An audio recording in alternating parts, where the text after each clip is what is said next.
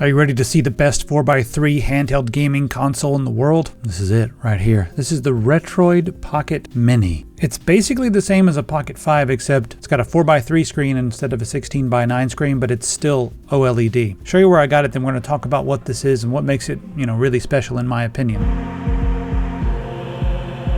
So I grabbed it over here on Aliexpress. There's all kinds of sales going on, and I've got some coupons for you. I wouldn't let you go without a coupon, would I? Let's put them down in the description. This one will save you $5 if you spend $39 or more. This one will save you $10 if you spend $89 or more. Then we've got one that'll save you $20 if you spend over $159. And then if you spend over $299, you can save $40. So grab one of these and maybe some memory cards and stuff, and you'll be able to save $40 with the coupon code. These coupon codes are valid from 1/1 to 3/31/2025. So go ahead and head over to Aliexpress.com. Also, if you're a new member, you're going to get free shipping. This one already has free shipping on everything anyway, and a lot of their items do have free shipping. Just look for the little choice thing right here, Aliexpress choice, and that'll get you the free shipping. And then on top of all that, they do have free returns. All right, so let's look at this and just talk about what makes it so special. This is the full-size version. Where's the Pocket? There we go. There's the Pocket version.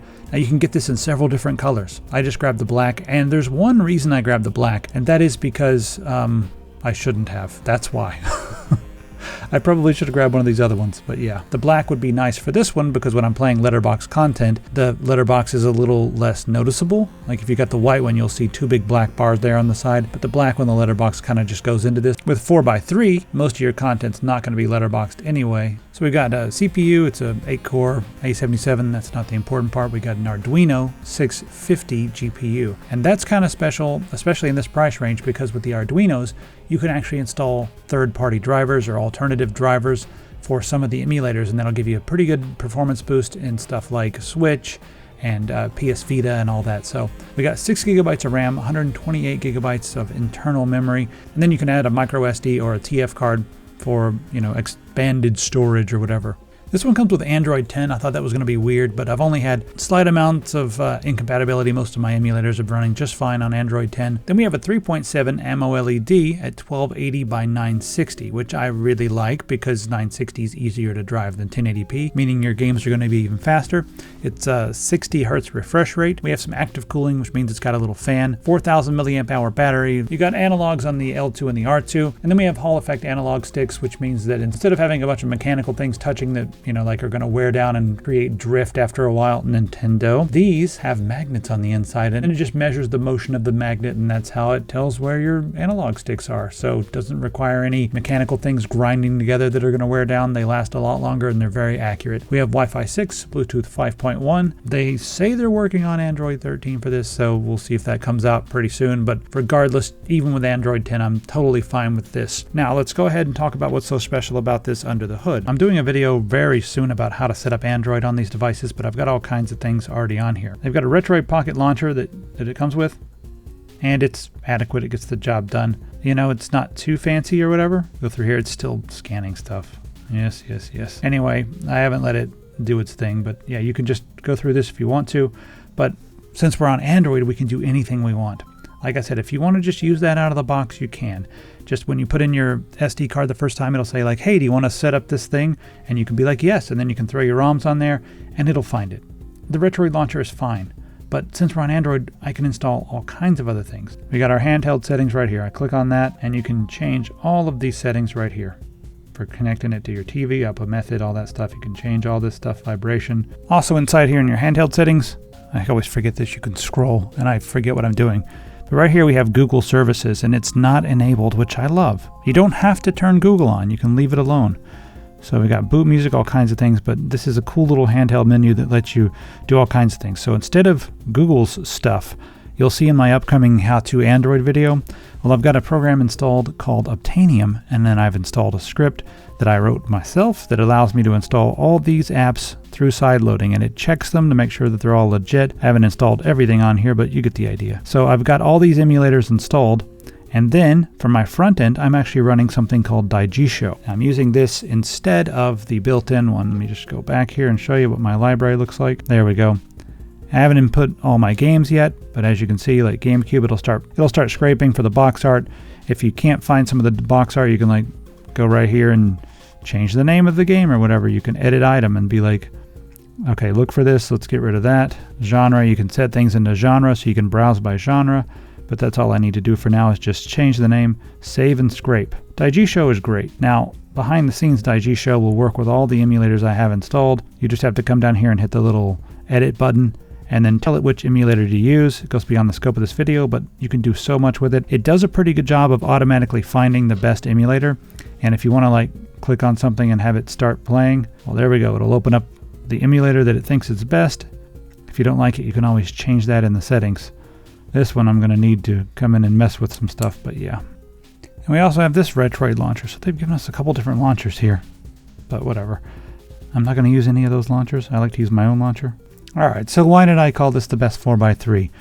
Well, let me just open up some 4x3 stuff right here. Pretty much all of your old arcade games are going to run just perfectly on this. This is a CPS2 game, and I'm using the, I believe it's the Final Burn CPS2 emulator for this one, and that's part of RetroArch. I've just installed RetroArch. Again, you can watch my video on how to set up Android, or if you know what you're doing, you can just, worry about that on your own. So what's like the maximum thing that you can play on here? Well, you can actually play some Yuzu games, but in order to do that, you're going to want to go in here, click on the settings, click on GPU Driver Manager, and then you're going to want to install turnip drivers. I'll show you how to do that. If you can't figure this out online, it's pretty easy. You just want to grab the latest turnip drivers, there's zip files, throw them on your device, and then click install, browse to them wherever you've put them, turnip, there we are, and then install the version you like. I want to use this one, 24.3.0, revision 9 version 2. That's the one I'm going to use. You know what, may as well try this one too. Let's see how this works. And we can like switch between multiple different versions. Try this new one. There we go. So you can play some Switch, but I wouldn't recommend it. I would say Wii, PlayStation 2 are going to be the top things. Maybe a little PlayStation 3 if you can figure that out. But yeah, let's check out our PlayStation 2 stuff here. Devil May Cry. It doesn't want to open from inside here, but whatever. We'll open it from here. With your PlayStation 2 stuff, you can pretty much easily run 2x on most games. So I'm going to run 2x for the video. Do an automatic mapping. Let's see what we got here. All right, that should work. Let's go back into the game and see. Which Devil May Cry is this? Oh, it's this one. Watch out. So yeah, it looks great, runs great. 2x resolution, you can probably mess with it even more. Just knock them as soon as they get out of the portal. All right, so that, God, it feels really good. It works so well.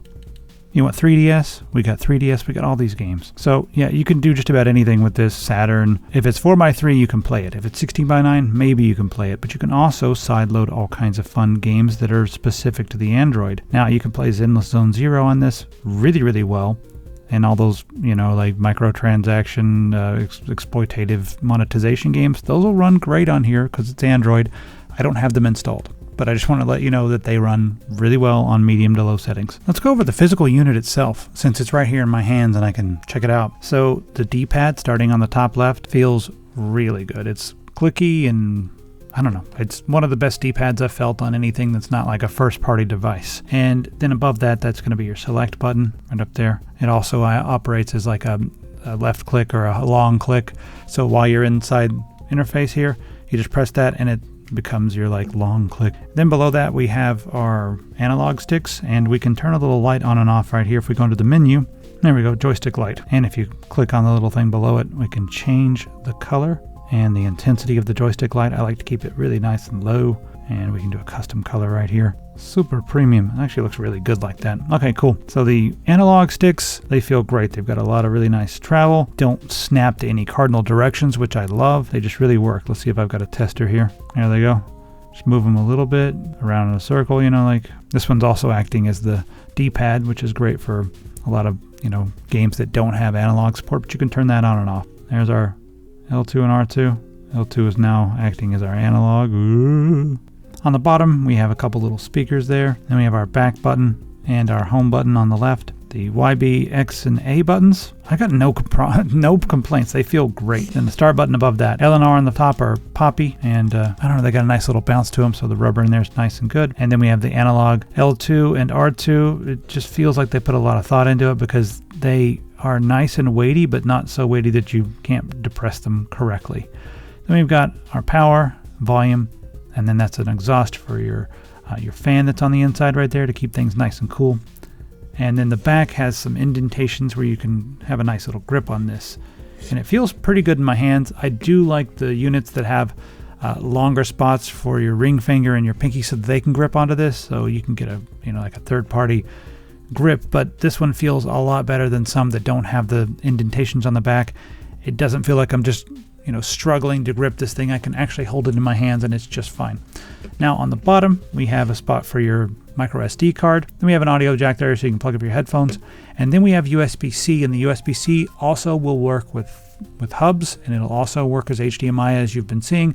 I've been using USB-C to a hub that has HDMI out, but I can also use that hub to plug in keyboards and mice and other controllers and whatever else. So if you wanted to put this on a dock and hook it up to a TV and then plug up multiple controllers and play games with your friends, this can be your entire console that you play on a regular TV for all of your old emulators. You can take it from place to place and just do it that way, which is kind of cool in my opinion. So in this category, I don't think there's anything that's better made than this. I guess my only real complaint is that I wish it had a little bit more of a bump on the bottom to grab like this. Like this is the amber neck. Got a little bit more of a bump right there on the bottom, but I don't mind it that much, especially for the size. If you wanted to be able to play 16:9 games, I would say just get the Retroid Pocket 5, because honestly, for 4x3, this is basically overkill. The only thing that it would struggle with are like some 16:9 games and some modern games like on the Wii U and the Switch and maybe the PS3 or whatever else you're trying to emulate that's a little bit beyond its abilities. And 16:9 content does not look good on this either. I mean, it gets bars on the top and bottom, and it's a 4x3 screen, so that becomes very small. So if you're just going to be focusing on the old retro consoles and you're going to be playing 4x3, this is it. If you want the ability to do 16:9, the Retroid Pocket 5 is probably the way to go in this price range, unless you want to also throw the Ambernick into the mix. They're very similar in performance with a slight bit of edge to this one, but mainly because you can install those turnip drivers since this has the Arduino, but they're both going to be almost identical when it comes to just what you can play on them. A couple games here and there maybe, but yeah. So the other thing that I would like to see, I'd like to see an update to Android 13, mainly because there are some APK files and some apps that prefer the newer versions of Android, and they said they're going to be updating that soon, so just wait and you'll get an over-the-air update whenever you hook up to Wi-Fi. So yeah, anyway, head on over to Aliexpress.com, grab one of these. Don't forget to use my coupon codes. All that's going to be down in the description. Let me know what you think of this, and stay tuned for my Android setup guide where I talk through all of this stuff. It's going to be quite informative, we'll put it that way. I'll see you in the comments.